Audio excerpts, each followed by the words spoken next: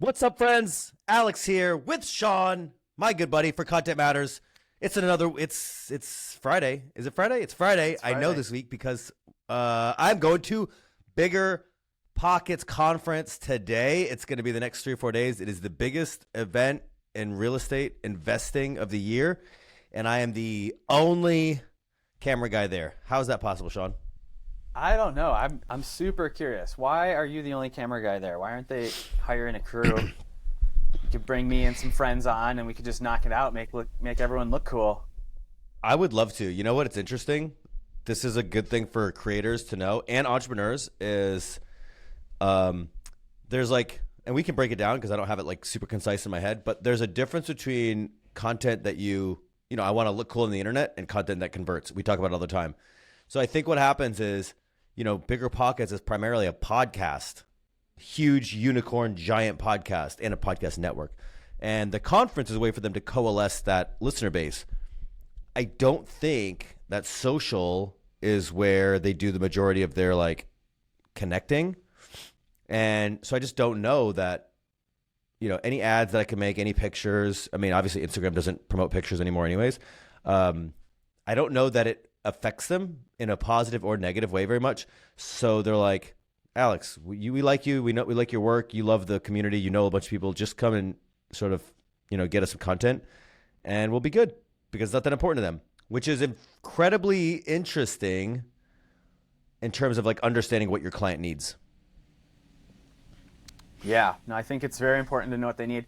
What did you say to that? Were you just like, okay, cool, I'll just do my thing, or did you try to convince them with, hey, let's at least get a lean crew and we could make some ads and So I've been doing this gig since 2019. And in the beginning, when I was just new with my camera, they like sat me down like, we want you. We love your work. And I was like, well, fine. But I don't want a shot list. I just go to make what I make. And they're like, fine. And then over the years, they're like, well, can we have a little shot list? And I'm like, sure. And then this year, it's 2,500 people. It was 1,000. So it's more than doubled. And I'm like, look, I just can't be a photographer and a videographer for 2,500 people, like 6 stages. It's not possible for me to cover this in any meaningful fashion by myself. And they pay me well for it, but, not obscenely well. And so I was like, why don't you just double it and I'll bring somebody on? Or why don't you like pay me like maybe a little over double and I'll bring two guys on, lean crew. And they're like, we don't know what we would do with the extra content even if we had it. And then they said, and maybe that's my fault. Maybe I should have been like, well, you could do this, you could do this, you could do this, which by the way is a very insightful thing for content creators and entrepreneurs to understand who put on events. Like, what exactly do you want from this? Somebody has to have an idea. It can't just be like walk around with a camera all day and make something. I'm going to go there and I'm going to make something, but whether or not it's useful for them, I don't know. It's going to be creative for me. So I don't know if I should have like maybe stepped up and said like, here's what you need to do, this and that. Although in this particular instance, I've tried many times. But the second part of this is I'm part of the ambiance. And this is where I think entrepreneurs who hire creators can get a lot of leverage. And I think creators who have a personality and want to hang out, not just be behind the scenes with a camera, I think they can get a lot of leverage. So you don't just want somebody to take pictures in the background with their 70 to 200 sniping people all day. You want somebody that's like part of the party, somebody that's like understands the culture. I own more real estate than most people at Bigger Pockets conference will own.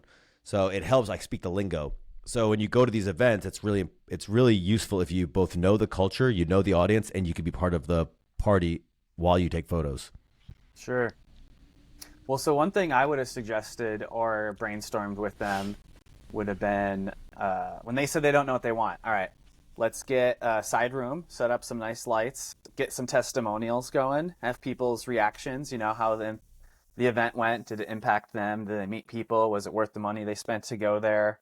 How good it feels to be around people again after, this post-COVID era and reconnect in real life after, COVID's being not friends real. online. A promo video from the event, a Well, recap. I'll do promo video every year. I'll probably get him a couple of testimonials. That's all. Mm-hmm. Yeah, that's all pretty standard stuff. Sure. But they don't. The thing is, they're such a big, huge monster. Like testimonials, they sell their tickets out. 2,500 people, they sell them out at $1,200 a pop. Wow. So I hear you. You're right. Also, they're like, we don't care. We don't need it. Do whatever you want. It literally doesn't matter. What about this? What if they had a back room and you had a podcast set up? So all the people that are there, the speakers, when they're done talking, they could do, a podcast episode with each other. That is not a bad idea. That's beyond they have a podcast. Like Sure. Bigger Pockets has a podcast and they will be podcasting there. Okay.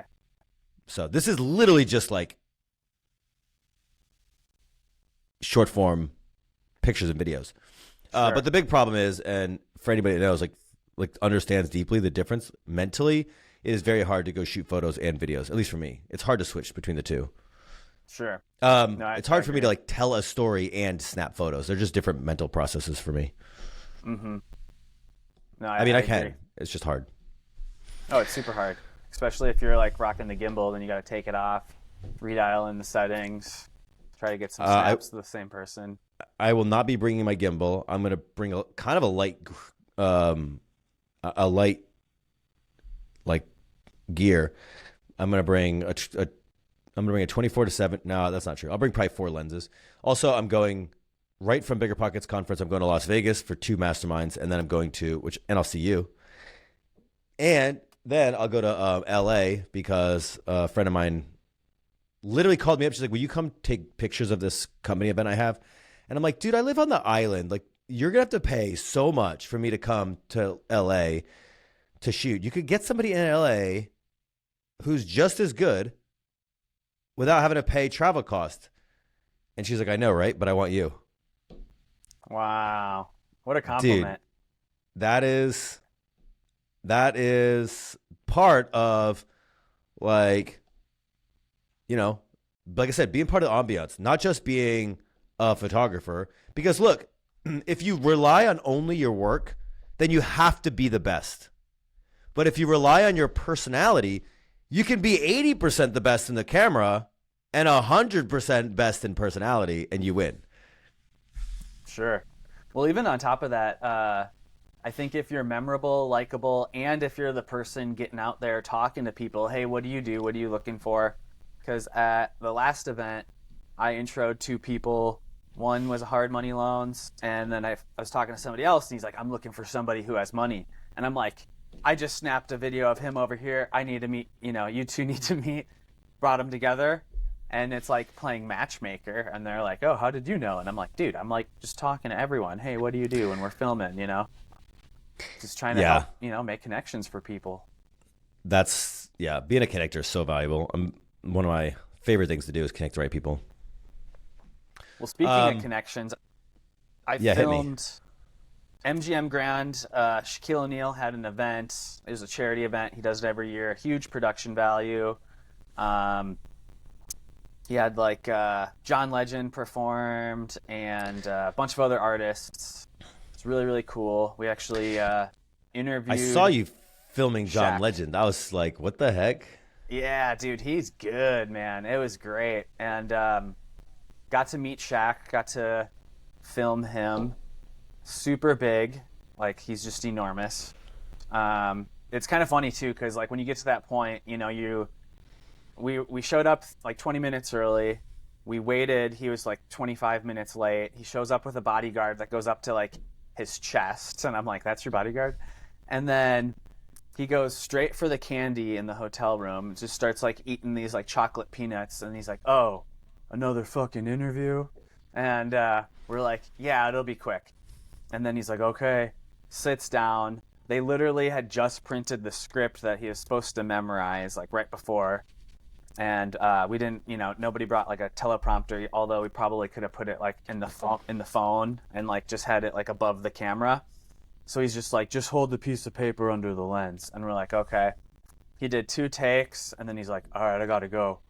And it was just funny because we were like, don't be late. We all got there early. he shows up late. We're, no big deal to us, but to have your schedule like evolve, everyone's schedule evolved around him for like that day, where it's like we would have waited there like for hours if that's what it took. But I got that gig because I was friends with the guy who booked it. So any creators out there who are listening, it's really important to connect with other creators. We're collaborators, we're not competition. Because when you book something that's bigger with production value and they tell you to get a crew, you want to be the one that they think of when they say, hey, bring a person, to shoot. And so shout out to my buddy Matt who brought me on to that one, and it was really fun. We were there for like 10, 11 hours, but it was awesome. You're floating around, getting performance shots, did some interviews, and really, really great time. So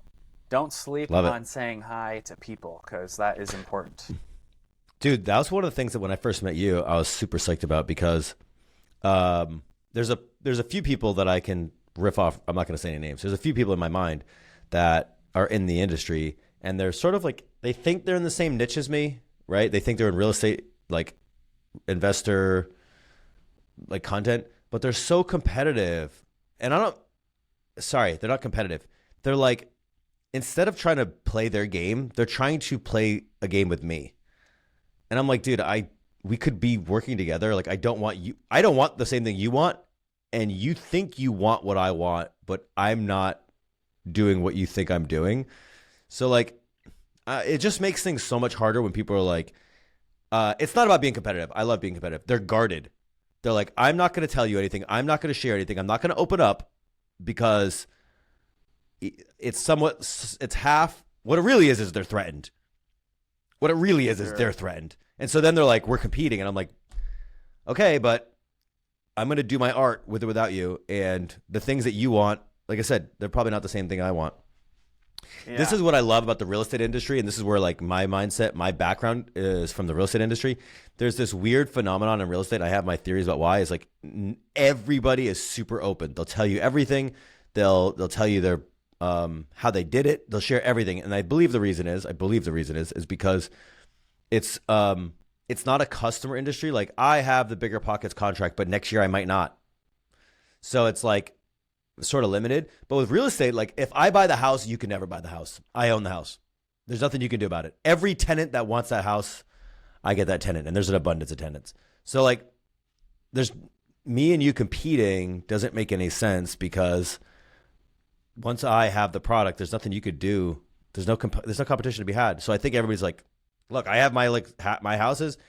I can't buy them all. So you and I are not competition. You either buy your own houses, and then once you own them, they're yours. Sure. I can only help you. And also, if we work together, we can buy bigger properties. Yeah. It's just like if you're a creator, if you work together, we can, do bigger events. It's interesting you say that, because I talked to a friend recently, a friend, acquaintance. We've gotten lunch a few times, but the first time he reached out to me to do lunch, he's asking me, what do you want to do?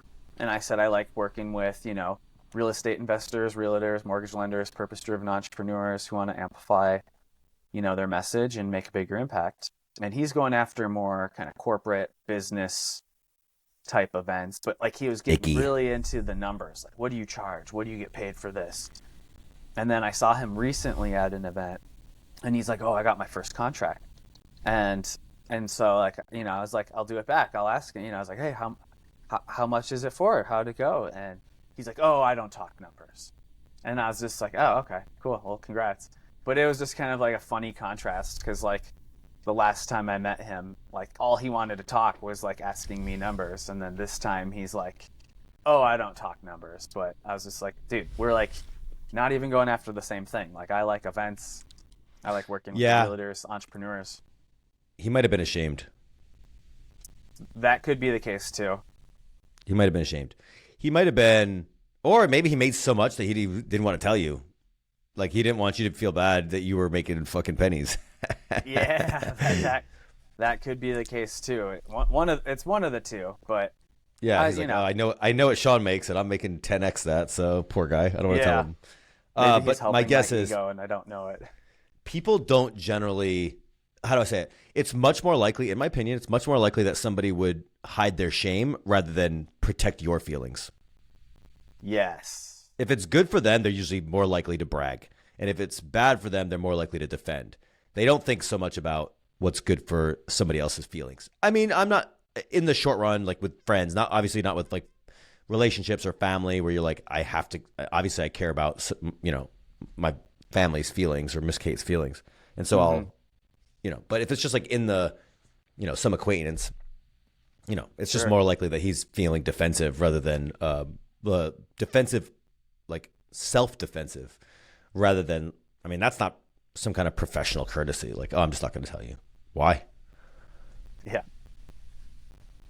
So yeah. I was reading the Linktree creator report. I got some stats that I wrote down. I wanted to discuss them with you or just kind of get your reaction.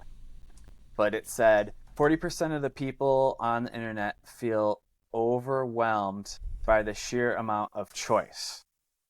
Yeah. And that the human attention span is 1/3 what it was in 2004. Yeah, that makes sense. TikTok has grown over 300%. Eventbrite Nice. has grown over 200%, and then LinkedIn was third. Yeah. It's grown by 42%.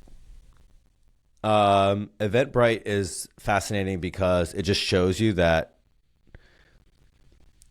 people, despite the internet, people still want to meet in person. Yeah.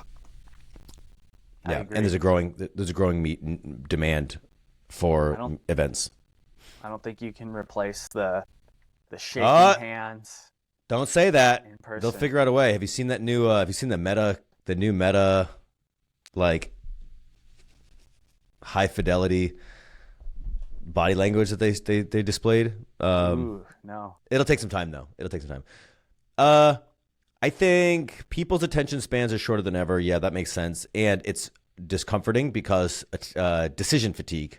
Right? It's too many choices. It's the same reason why. I mean, they've studied this in sales psychology for a long time, and I'm a little bit out of my depth here because I don't know it that well. But it's like menus that are too big. You come in, you're like, dude, you get a restaurant, it's like, dude, 5 fucking things, right? Or when you go buy an Apple iPhone, it's like, how many choices do you get? It's like, you get 2 choices. You don't get a million choices. Bless you. So sorry, I'm sick. Committed, bro. I'm committed. I'm getting over a little cold. For Alex right now, all those watching right now. It's 6 a.m. I'm a little under the weather, and I'm going to a conference. Like I am at my limit for life lately.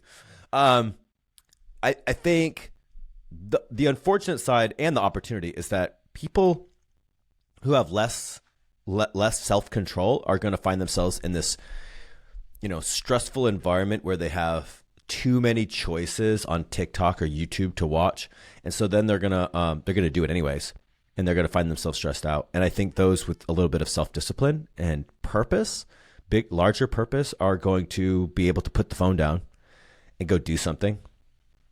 And I don't want to say I don't see that as a problem as much as I see that as just another reflection of normal human life. There are people who sit around, you know, the joke 10 years ago, the joke, or like, you know, the trope was the stereotype was a 30-year-old kid, 35-year-old guy who lives in his mom's basement, smokes weed and eats Cheerios, eats Fruit Loops, like, and plays video games. It's the same thing, right? It's like, it's just people who are distracted. And so that's always existed, but humanity, because we're becoming more affluent and because we have fancier tools, the ways to become distracted are more sophisticated. But for those who can find purpose and a little discipline, there'll be only more chances to excel. Sure. No, yeah, well said. Got to stay focused. Well, then, so the other thing it was saying was 1/3 of Gen Zs say creators and influencers influence their buying decisions, like, obviously. But I think that's just going to keep increasing because, you know, you want to be like the person that you're watching. If you watch Peter McKinnon video and you see he's got the nomadic bag, you want the nomadic bag. I have the nomadic bag, you know, it's like. Yeah, that's always been the case, but we definitely are in the era of individual brand. Well, that would be bigger than the brand itself. The influencer, economy is not going anywhere. I don't think it's ever gone anywhere. They've been doing, like movie stars have been doing ads forever. So I think they're just getting better at it. Yeah, I don't think much has changed. It's just we're getting better at these things, and for better or for worse. If is the Peter McKinnon nomadic bag, is it great, or is it junk, overpriced junk that you're buying because of Peter McKinnon? I think because of the level of sophistication in these influencer like sort of economy, I actually think that it will overall win, because somebody who has a lot of credibility and a lot of talent. I mean, Peter McKinnon's obviously talented. He has a big audience, and he's got credibility, right? And he's got standards, right? He's also cool as shit. And so then he goes like, "Hey, I'm going to work on this bag," and Nomadic's already making bags, but they make one for him, and you're like, "Well, it's probably the best that they could make." He probably didn't go in and be like, "Hey, how can we like sell overpriced? How can we slang overpriced junk to my audience?" He's probably like, "How can I make the best possible bag within certain constraints? It's got to cost a certain amount, and it's got to be like." The thing about bags specifically, not to go on a tangent, is that everybody needs something different.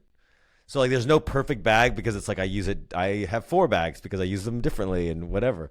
But yeah, I only see that as a win. Now there'll be two things. There'll be people who cannot afford Peter McKinnon bags, so they go get some like B-rate influencer who's like, "Yeah, this $100 bag," and there'll be flat out, charlatans that take advantage of this sort of situation. But those will always be the case. The thing I like about the nomadic bag, because I tried some of the cheaper bags first, and they were good, but they weren't great. And you're absolutely right. It's all about what the person needs. Because what I needed was a travel camera bag where I just needed one, and I could bring 2-3 days worth of clothes and all my camera gear. But I've had the buckle break once and the zipper break once. But when you buy it, you have a lifetime warranty. And so if you are buying it, make sure you buy it, even if it's used, get the receipt and proof of purchase from whoever you buy it from. Because I've talked to 2 people now who've bought it used, and they're like, "Oh yeah, it has lifetime warranty." And then when something breaks on it, because I'm really hard on my bag, they weren't able to, get the warranty aspect, because they're really strict on, making sure you have proof of purchase. But they sent me out a new one on the spot. I was at the airport like probably a month ago, and like one of the buckles broke, and I just go to the email thread because I'm already like on customer support from the first time. And by the time I got back from the trip I was filming, they had already sent me a new buckle, and I was like, "Thank you." Like, it was worth it because of that, because I'm big on the buckles up here and at the waist. We have a new rivalry. Yeah. Oh. Peak Design. Peak Design. Okay. Dude, this bag, I own 3 Peak Design bags. This one is my favorite. And they don't make a 16-inch anymore. They don't make a 15-inch anymore, so it fits the laptop. So I had to buy a used one, and they have Peak Design has a used, like a secondary, a marketplace for used gear on their platform. And so all the warranties transfer, everything like that, and they verify stuff. So I own that bag. I also own a 10-liter sling by them, which they have replaced, because one time the zipper, their V1, they're like, "Yeah, our zippers went bad, so we replaced all of them." Like, whoever reached out. So this is my second one. And now they have a V3, I think. But I also have a 30-liter travel bag, which I'll take with me to BPCon. And I think I'm going to buy their 65-liter duffel bag for travel as well. I love Peak Design. They're the best. Peak Design is nice. I had one back in the day, and then I got rid of it. But I do acknowledge Peak Design makes nice bags. They make great bags, yeah. We can. I love a rivalry. We can rivalry. Yeah. Well, yeah. I mean, the nomadic bag's really great when you put Sony's in there. If you have a Canon in there, then it sucks. Bro, let me tell you something. Okay, we have 6 minutes. I want to talk about 2 things. I want to talk about why Canon's better than Sony, and I want to talk about the studio upgrades.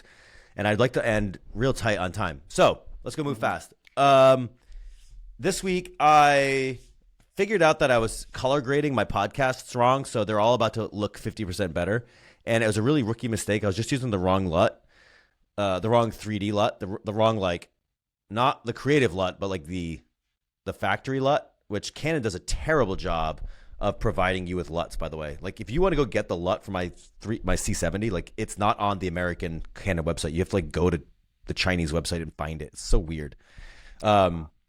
It's terrible, but I really like Canon color science. I just like the way that it all looks, and it's maybe not great for podcasts actually, because right now podcasting everything's like real contrasty and sharp and colorful, like bright colors. But I did all the new episodes with the correct LUT, and man, they're looking so good. And I was just thinking to myself, Canon is the best, no doubt, doubtlessly, they are the best. I think the color science and the colors are Canons are nice, but Sony's have the better low light performance. And if you're just getting started, you need a talking head camera. You know, the ZV-E10 is money. I am recommending the ZV-E10 to a lot of folks. If you need low light performance, just go get a 1.2 50mm lens. Done. Sure. And then Sure. throw it on. And throw it on a Sony. Show you almost said it. You almost said it correctly. Hey, actually, you almost said it correctly.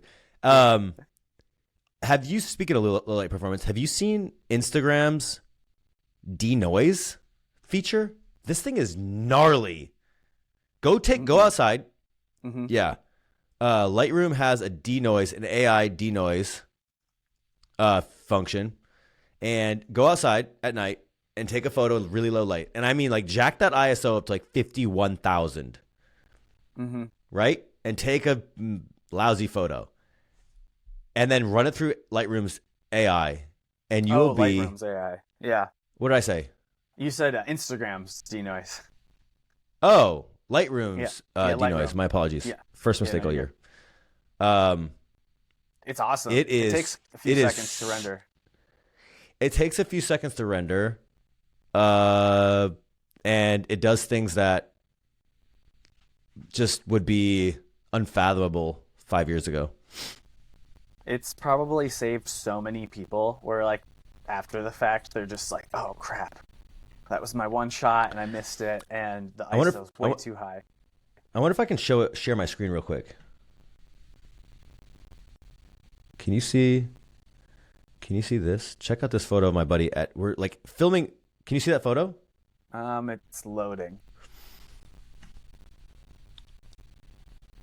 Still got the loading bars. Let's try again. Disappeared. Okay.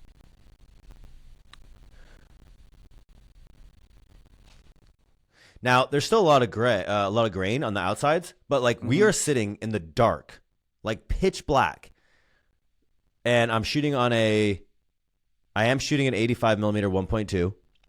I'm shooting on a Canon R5, so it's as good as night capabilities as one could get.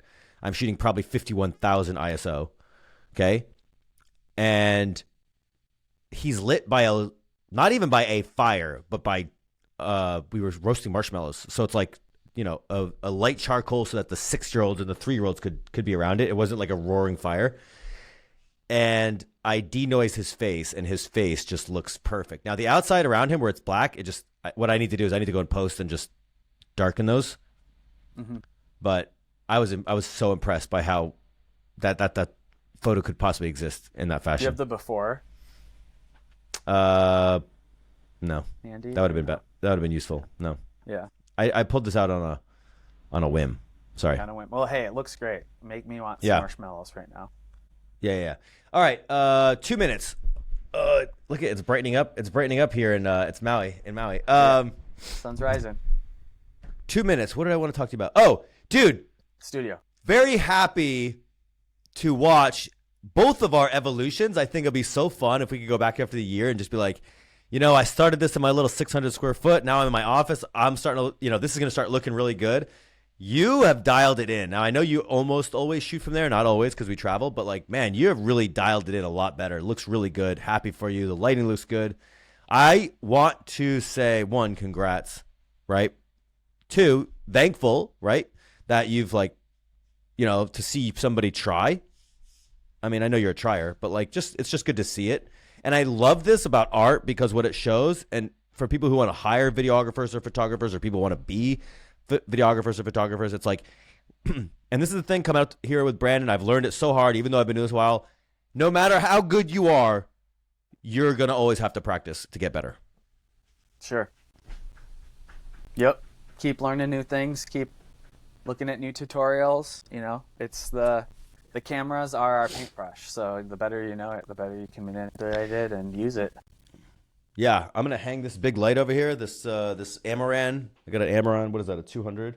I'm going to hang that from a bar that I strung from the ceiling here. So next time it'll be well lit. I'll have a little controlled lighting. I'm going to put my photos up and down the sides back here. I'm going to put a bunch of lights back there. Like, it's just iterative. And that's what I learned about both art and life. It's just iterative. Like, there's nothing you're going to come in and just be great at. And then even when you're great, people like, Alex, you're a great photographer. And I'm like, I'm getting better every day. You know? So I can see it visually. And I think that's one of the best parts about being like an artist over time is that I never feel like I'm getting better. You probably don't feel like you're getting better. And then I look at your set and I'm like, dude, like 10 episodes. It's 10x better. Thanks, man. Yeah, no, I appreciate you. I appreciate your commitment to this. I know hasn't been easy with both our schedules, the time zone, traveling. And I hired a VA. I have been onboarding her all week. I'm sticking a lot of resources into her. I'll tell you two things, and I'll let you go. One, she's going to help us out with a lot of this. Okay. Nice. Two, I'm saying it here now for the 4 people who are ever going to hear this, who are listening. I am going to be a great leader. I've known it for a long time, but I've never really been in a position to like lead something of my own. So I think with her, Christine, she's wonderful, but I also think that I can express my vision well. I think I can, like sort of motivate her to do what we need to accomplish together. And I think that, I think this platform will do well and it will help serve you and I well. And I think that connect people. Yeah, we're going to connect people. We're going to help people. But I think being able to like hire people and get them to motivate to solve a common goal, I think is deep in my wheelhouse that I've not really had a chance in life to practice yet. That's awesome. I love that. It's coming, bro. We are about to level up. I just finished the little tutorial for some of the back end stuff, so I'll upload that to Drive and send it to you. Yeah, I would love that. All right, I'm gonna get you out of here. Hey, so next week I'm at BPCon, but I'd love to get some like weird episodes, like just and like crunch some in like weird places, hotel rooms and times and stuff. That'd be fun. Sure. Let me know what your schedule's like, and then we'll do one in Vegas. Yeah, we'll do our first in-person one. Yeah, we can do it at my buddy Jay Mirando's house. Have you seen Las Vegas Flipper Jay? Yeah, I've seen his setup for Paper Trails Pod. Paper Trails, nice. Yeah. Very good friend of mine. Very good friend of mine. I reluctant to say that because he's an asshole. All right. Subscribe. Leave us a 5-star review on iTunes. Thank you. Shawn, you're the best. See you later. See you around, buddy. All right, man. Take care. Peace.